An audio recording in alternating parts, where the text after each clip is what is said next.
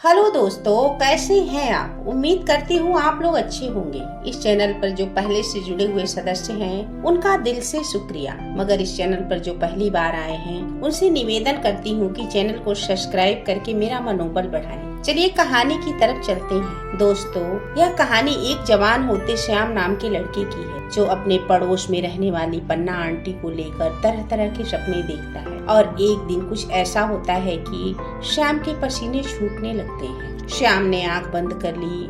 अब उसके सामने थी नीले रंग की साड़ी में पन्ना धीरे से पल्लू को सरकाती हुई, पसीने से तरबतर ब्लाउज के हुक खोलती हुई, सांवली नंगी पीठ पर पानी की चमकती बूंदें, उन बूंदों को पीते अधीर अनगढ़ से ओठ, आहिस्ता से साड़ी जमीन पर गिर रही है। सलोनी सी कमर, कमर के ठीक नीचे नाभि, ओठ अब वहाँ पहुँच गए हैं। होठों के चूमने की गति बढ़ रही है, नीचे नीचे नीचे और नीचे। तभी तंद्रा टूटी और नल खोलने की आवाज आई। सर बाल्टी भरने लगी। दरवाजा आहिस्ते से खुला। कपड़े उतारने की हल्की सी सरसराहट भरी आवाज दो आंखें रुशनदान के पास बनी झरोखों में टिक गई। रोज की तरह स्कूल जाने से पहले ये सुनहरे 5 मिनट। उदास था श्याम। स्कूल का समय बदल गया था। अब उसे सुबह जल्दी जाना होगा, 6:30 बजे। 17 साल का श्याम पूरे रास्ते एक खाली टीन को पैरों से बजाते हाँफते हुए घर आया। सड़क के कोने में उसे पन्ना आंटी दिख गई।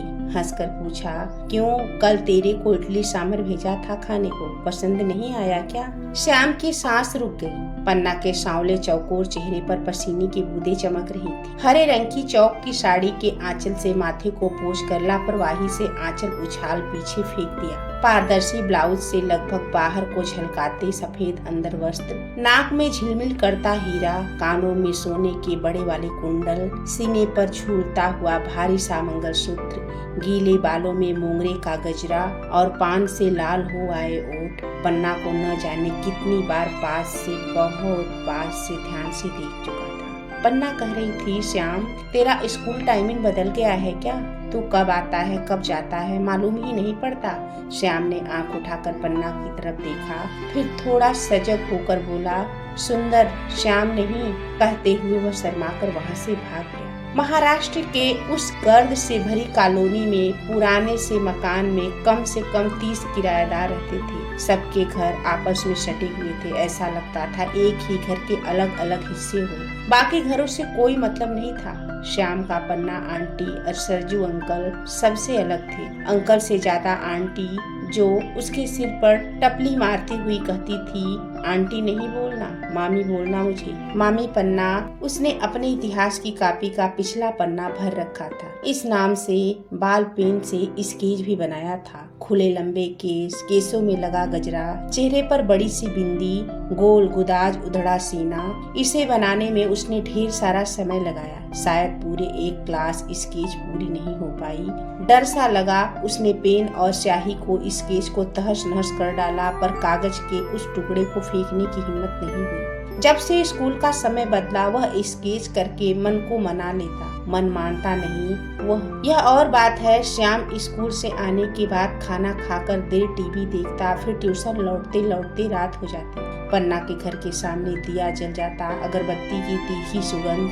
तले मोंगरे सी आंखें झिलमिलाती हुई उसे कोसने लगती है। क्यों श्याम आज क्या सीख कर आया है? श्याम का मन करता सच कह दे कम से कम एक बार। वह कुछ नहीं कहता, बस तीखी नजरों से देखता और आंखें नीची कर अंदर चला जाता। मेज पर रखी स्टील की कटोरी उसे मूसा चढ़ाती है। वह खोलकर देखता, चने की दाल के बड़े, काबुली चने से बना चूरन और पनिहारम, जिनके ऊपर चटनी पाउडर और तिल का तेल होता है। वह कटोरी सरकाकर अंदर चला जाता है। माँ कहती रहती है, पन्ना खास तेरे लिए छोड़कर गई है, खा ले। घूमते घामते माँ ही खा लेती है। कितनी बार कहती हूँ पन्ना से सरसों का तेल इस्तेमाल करना, उसे बदबू आती है हमारे तेल से। उसका तेल जैसे बहुत खुशबूदार है तिल्ली का तेल। श्यामों को पसंद नहीं माँ का पन्ना के बारे में कुछ भी कहना। जिस तेल को खाने से पन्ना के बाल इतने काले और सुंदर हो सकते हैं, त्वचा इतनी कोमल और चिकनी हो सकती है, बदन इतना सुंदर हो सकता है, उस तेल पर हजारों दूसरे तेल कुर्बान। रोज वाली कटोरी से आज कुछ नया था।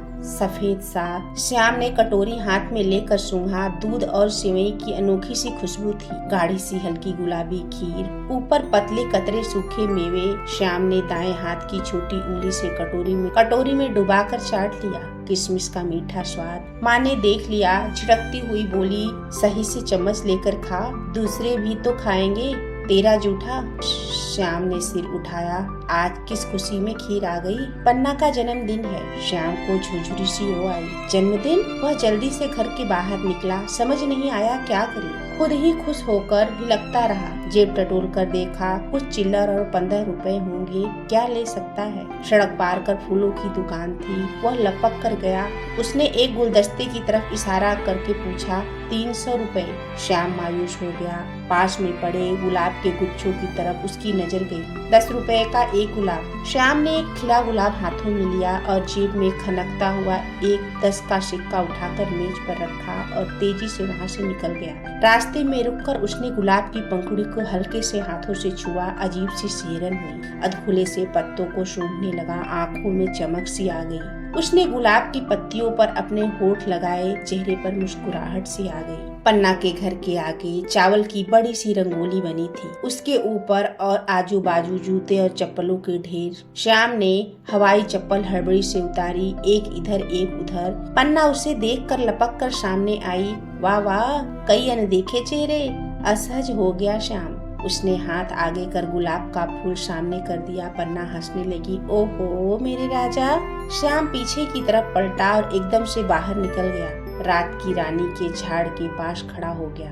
कुछ देर में पैर पटकते हुए वह घर आ गया। माँ घर का ताला लगा रही थी। आज खाना पन्ना के घर पर है, जो देगी चुपचाप खा लेना। श्याम ने तुनक कर कहा, नहीं मुझे नहीं जाना। माँ ने ताला खोल दिया। अच्छा, रसोई में एक आध पराठा पड़ा रखा होगा, खा लेना, मैं थोड़ी देर में आऊंगी। पापा आए तो उनको भेज देना, वहाँ डोसा पोसा कुछ खा लेंगे। श्याम आकर बिस्तर पर गिर गया। थोड़ी देर बाद उठकर बैठ गया। खिड़की खुली थी। सामने दिख रहा था हल्ला गुल्ला। पन्ना की भारी आवाज में ठहाका। उषा उत्थुप का गाना, डार्लिंग आँखों से आँखें चार होने दो, गाना गा रही थी। तालियां, शोर। श्याम ने आंखें बंद कर ली। अब उसके सामने थी नीले रंग की साड़ी में पन्ना, धीरे से पल्लू को कंधे से सरकाती हुई, पसीने से तरबतर ब्लाउज के हुक को खोलती हुई, सांवली नंगी पीठ पर पानी की चमकती बूंदें, उन बूंदों को पीते अधेर अनघड़ से ओट, आहिस्ता से साड़ी जमीन पर गिर रही है। सलोनी सी कमर, कमर के नीचे नाभि, होठ अब वहाँ पहुँच गए। होठों को चूमने की गति बढ़ रही है, नीचे नीचे और नीचे। हाँफते हाँफते श्याम ने आंखें खोल दी। अजीब सा एहसास, पसीने से तरबतर। उसने तकियों को अपने दोनों पांव पर रखा और पैर मोड़कर लेट गया। अगले दिन स्कूल से आते ही पन्ना ने उसे घेर लिया। कल तू क्यों भाग गया पार्टी से? अच्छी बात नहीं है श्याम। श्याम ने धीरे से कहा। सिर में दर्द था। पन्ना ने कहा, मेरे को बताता, मैं मालिश कर देती। रेड ऑयल है मेरे पास, बहुत स्ट्रॉन्ग। श्याम बड़बड़ाया, सॉरी, परवाह नहीं। तुमने बताया नहीं नारियल के दूध का स्पेशल खीर कैसा लगा? श्याम ने सिर हिलाया। अच्छा, बचा कर रखा है, थोड़ा खाएगा? पन्ना ने उसके बालों को हल्का सा सहलाकर पूछा। श्याम ने पीछे हटने की कोशिश की। पन्ना हंसकर बोली, तू कितना शर्माता है, तेरे एज का लड़का लोग क्या क्या करते हैं मालूम है तुझे? पन्ना मिनट भर में स्टील की कटोरी में खीर लेकर आ गई। श्याम ने हल्की सी मुस्कुराहट दी और घर आ गया। माँ झुझला गई, ये क्या ले आया कटोरी में? सब बचा खुचा इधर ही सरका देती है पन्ना, पता है ना, कटोरी खाली तो वापस करते नहीं। श्याम ने माँ की बात जैसे सुनी ही नहीं। मेज पर बड़ा चम्मच उठाकर उसने पूरी खीर खा डाली। खीर का एक एक कतरा उसे भिगोता चला गया। पता नहीं था खीर इतना स्वादिष्ट भी होता है। 2 दिन गुजर गए। ट्यूशन से लौटकर आता, मेज पर कटोरी नहीं दिख रही थी। 3 दिन बाद माँ से पूछ ही लिया, पन्ना आंटी नहीं दिख रही है। माँ ने कहा, तबीयत ठीक नहीं है बेचारी की। श्याम का मन बहुत कुछ पूछने का हो आया। माँ ने उसकी दिक्कत दूर करते हुए अपने आप कह दिया, मैंने टमाटर का सूप बनाया है, तू पन्ना को दे आएगा? सरयू ऑफिस के काम से कहीं गया है, अकेली है, पूछ लेना कुछ और चाहिए तो। श्याम अजीब सी सनसनी से भर गया। हाथ में सूप का बर्तन पकड़े वह पन्ना के घर का दरवाजा खटखटाने लगा। देर बाद पन्ना ने दरवाजा खोला। पन्ना नाइटी में थी, उतरी हुई शकल, भूत से बन गए बाल। श्याम ने भगोना आगे कर दिया। पन्ना ने खोलकर देखा और कहा, सूप माँ ने भेजा है, अच्छा है। श्याम दरवाजे पर खड़ा रहा। पन्ना कमरे के अंदर जाते हुए बोली, इधर क्यों खड़ा है, अंदर आ। घर अस्त व्यस्त था, जगह जगह कपड़े, अखबार। सोफे के एक कोने पर जगह बनाकर बैठ गया श्याम। पन्ना एक कप में सूप डालकर ले आई और सुड़क सुड़क कर पीने लगी। 2 घूंट पीने के बाद पूछा, तू पिएगा? श्याम ने नहीं में सिर हिलाया। पन्ना आकर उसके सामने बैठ गई और सूप पीने के बाद कप किनारे पर रखती हुई बोली, 2 दिन से फीवर उतर नहीं रहा है, देख तो अभी है कि नहीं। पन्ना ने अपना हाथ श्याम के हाथ में पकड़ा दिया। श्याम अनाड़ी की तरह हाथ अपने हाथ में लेकर बैठा रहा। पन्ना के शरीर से आंच सी उठ रही थी। श्याम का शरीर गर्म हो गया। अचानक उसने पन्ना का हाथ चूम लिया और तुरंत उठ खड़ा हुआ और भागते हुए बाहर निकल गया। घर जाते ही माँ ने सवाल किया, कैसी तबीयत है उसकी? तू भगोना लेकर नहीं आया? अब कल वह फिर कुछ अल्लम गल्लम बनाकर पकड़ा देगी। ले आऊं? रहने दो, कल खुद दे जाएगी। बुखार उतर गया ना उसका? श्याम ने हाँ में सिर हिलाया। इस समय उसका दिल जोरों से धड़क रहा था। उसके ओंठ लरज रहे थे। लग रहा था हजारों हजार सितारे ओंठ पर आकर जम गए। कितना मुलायम था पन्ना का हाथ, कितना गुदगुदा। रात को नींद नहीं आई। श्याम को सपने में वह आती रही। कभी अपना हाथ आगे करती तो कभी खुले बालों की छतरी सी बनाकर उसे ढक लेती। गुलाब की खुशबू पहले तो ऐसी ना थी। सप्ताह भर बाद मेज पर कटोरी नजर आई। इस बीच श्याम को मौका नहीं मिला था पन्ना से मिलने का। फिर कुछ हिचकिचाहट थी। फिर क्या सोच रही होगी पन्ना उसके बारे में। कटोरी में बूंदी के छोटे छोटे लड्डू थे। श्याम ने एक उठाकर गप से मुंह में रख लिया। माँ ने किचन से झाँक कर कहा, कह रही थी पन्ना श्याम को जरूर खिला देना। श्याम की सांस थमसी गई। कुछ कह गई क्या माँ से? माँ ने मूली के पराठे बनाए थे। श्याम को आवाज देकर कहा कि प्लेट रखा है टेबल के ऊपर, ये 2 पराठे उसे दे आ, गर्म गर्म खा लेगी वो भी। श्याम ने प्लेट उठा लिया और जाने से पहले आईना के सामने खड़ा हो गया। हल्की सी नसें भीगने लगी थी। उसने बालों को हल्का सा पीछे की तरफ धकेला, टी शर्ट का कॉलर सही से किया, हथेली में थूक लगाकर चेहरे पर मल लिया। पन्ना के घर की घंटी बजाते समय अजीब सा एक्साइटमेंट होने लगा। दरवाजा खुला। पन्ना सज कर खड़ी थी। भारी सी नीले रंग की जगमग साड़ी, चेहरे पर बड़ी सी सिंदूर वाली बिंदी, बालों में गजरा। श्याम ने प्लेट आगे किया। पन्ना मुस्कुराई। लड्डू खाया तो? तेरी सद्बुद्धि के वास्ते पूजा करके लाई थी। श्याम समझा नहीं। एग्जाम के लिए? अरे नहीं, तेरी बुद्धि सही हो इसके लिए, गंभीर आवाज में बोली पन्ना। श्याम अचकचाया, ऐसे क्यों बोल रही है? उस दिन तू क्या किया मेरे से? किस किया हाथ पे? मिस्टेक था, तू मेरा बेटा जैसा। मैंने किसी को नहीं बोला कि तू ऐसा किया। श्याम का चेहरा लाल हो गया। वो फौरन पलटकर अपने घर चला गया। ये पन्ना कैसी है? ये वो तो नहीं जो दिन रात उसके अंदर बाहर रहती है, जो उसे ना पढ़ने देती है ना कुछ करने। पूरी की पूरी औरत वो कह रही कि उसने गलत किया। वो अपने कमरे में जाकर थोड़ा रोया भी। खिड़की के पास खड़ा होकर देर तक पन्ना के घर की तरफ देखता रहा। आने वाले कई दिनों तक वह उखड़ा उखड़ा रहा। स्टेशन के पास भटकते हुए उसे 10 पन्नों वाली किताबें दिख गई। 4-5 बार फेरी लगाने के बाद हिम्मत कर उसने जमीन पर दुकान फैलाकर बैठा आदमी से पूछ लिया, कितने की है? आदमी की नजरें कुटिल थी। उसने ध्यान से हाँफते कांपते श्याम की तरफ देखा और बोला, 50। श्याम ने जेब में मुड़ा टुड़ा नोट निकाल कर दे दिया। जो किताब चाहिए चुन ले। श्याम जमीन पर बैठ गया और सेक्सी पड़ोसन, बिन्नी का घाघरा, जालिम किराएदारनी। उसने सेक्सी पड़ोसन उठा लिया और खड़ा हुआ। आदमी ने खीसे निपोड़ते हुए कहा, चल एक और उठा ले।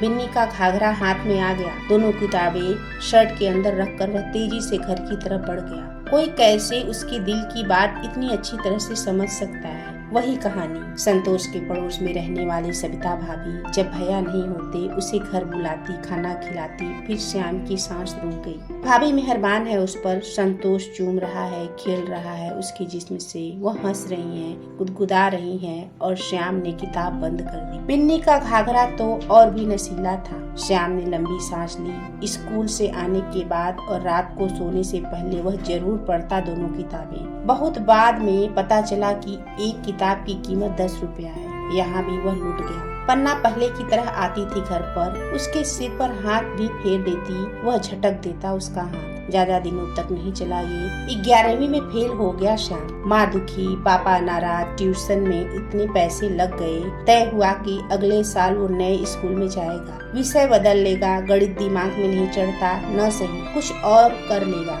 श्याम दुखी था अपने आप से, सबसे मुंह छिपाकर घूमता। स्टेशन के आसपास वही मिला था उसे दीपू, होगा उसकी उम्र का, एकदम घात। 2 दिन में उसने पता कर लिया श्याम को चाहिए क्या। श्याम ने कहा कुछ नहीं, पर दीपू जैसे सब समझ गया। तीसरे दिन वो उसे स्कूटर पर बिठाकर साथ ले गया। धूल मिट्टी, शोर, गंदगी, पॉलीथीन और बदबू से पटे नाले, पतली गली के दोनों तरफ बनी कच्ची कॉलोनी, दरवाजे पर पर्दा पड़े। एक घर के सामने स्कूटर रोक दीपू ने उसे अंदर चलने का इशारा किया। सकरा काला 3 दीवारों वाला कमरा।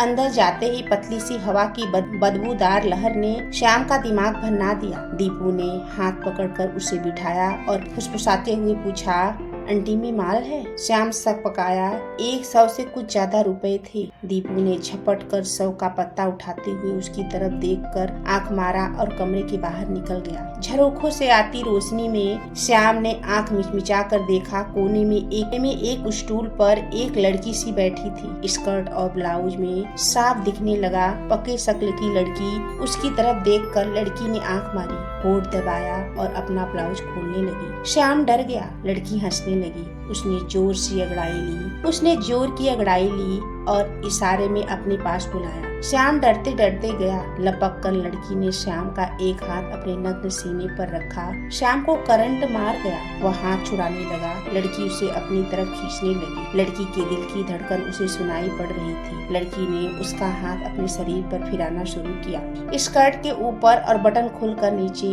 श्याम पसीना पसीना हो गया। अब लड़की का एक हाथ श्याम की कमर के नीचे सरकने लगा। पैरों के बीच जींस को वह ऊपर से टटोलने लगी। श्याम कसमसाया। लड़की की हरकतें बढ़ने लगी। श्याम ने आंख बंद कर सेक्सी पड़ोसन को जहन में लाने की कोशिश की। उसकी नसें तनने लगी, जुबान सूक्ष्म होने लगी। ये वो नहीं है। एक झपट्टे में वे उठा और लड़की के हाथों को जबरदस्ती अपने को छुड़ाया और दरवाजा खोलकर बाहर निकल गया। इस समय पेट में जबरदस्त उबाल था। दिमाग मुंह कसैला सा हो रहा था। दरवाजे के सामने स्कूटी पर दीपू बैठा था। उसने श्याम को आवाज दी। श्याम ने नहीं सुना। वह दौड़ता हुआ गली के पार कर बाहर निकल गया। उस दिन रात को श्याम ने पापा से कहा, मुझे 11वीं में यहाँ नहीं रहना, मुझे कहीं और भेज दो। सोच समझकर पापा ने दिल्ली का नाम लिया। बुआ के घर। श्याम सुबह सुबह बिना किसी से मिले दिल्ली चला गया। दिल्ली यूनिवर्सिटी में पढ़ाई पूरी करके घर लौट रहा था।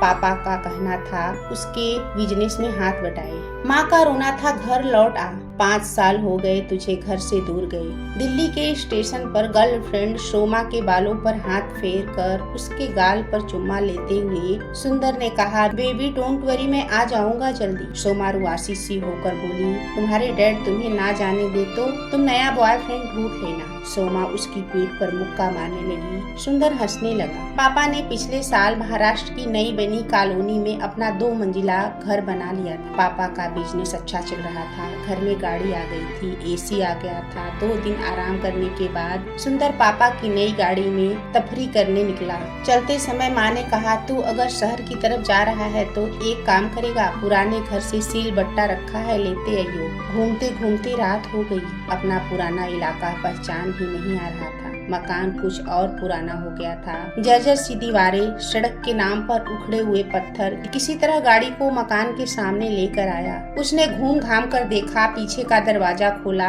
बाहर निकलते ही पड़ोस के घर के बाथरूम की खिड़की दिख गई। उसके होठों पर मुस्कुराहट आ गई। उसने खिड़की के बंद पड़े पट को हल्का सा खोला और आंखों को यकीन हुआ, कभी यहाँ उसे स्वर्ग नजर आता था। वह दीवारें बासी थी, सीलन से भरी थी।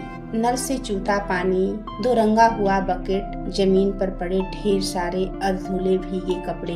उसने निगाहें फेर ली। सील बट्टा उठाकर वहाँ से बाहर निकला। ताला लगाते लगाते निगाह पड़ोस पर पड़ी। दरवाजा खुला था। सिलबट्टा गाड़ी में रखकर वह पड़ोस के दरवाजे के सामने रुक गया। अंदर से आवाज आई, भारी सी पहचानी सी, कौन है? 1 सेकंड के लिए सुंदर के दिल की धड़कन रुक गई। क्या वो उसे पहचानेगी? दरवाजे पर पन्ना आई। सुंदर 2 कदम पीछे हट गया। वही थी, वैसी ही थी। बालों में हल्की सी सफेदी झलक रही थी। जूड़े में मोंगरे का गजरा, आंखों के नीचे जरा सा कालापन था, गहरे काजल भरी वही दबदबाती आंखें, वैसा ही मुलायम चेहरा, नीले रंग का साउथ कॉटन साड़ी में वही भीनी भीनी खुशबू आ रही थी। सुंदर के दिल की धड़कन तेज हो गई। क्या वह पहचान पाएगी? जिम से बना गठीला बदन, चेहरे पर खुरदरी सी दाढ़ी, आंखों में चश्मा। पन्ना की आंखें उस पर टिक गई। रुककर उसने पूछा, यस? सुंदर ने बुदबुदाते हुए कहा, यहाँ एक लड़का रहता था, श्यामू। पन्ना की आंखें चमकने लगी। कुछ भर सा गया उनकी आंखों में। आंखों के साथ साथ होठ मुस्कुराने लगे। पन्ना कुछ कह रही थी। सुंदर को सुनाई नहीं पड़ा। सुंदर पीछे मुड़कर गाड़ी की तरफ चलते हुए धीरे से बोला, दोस्तों कहानी कैसी लगी? अगर अच्छी लगी तो प्लीज एक लाइक, कमेंट और चैनल को सब्सक्राइब करके बेल आइकन को दबा दें। धन्यवाद। मिलते हैं अगली कहानी में।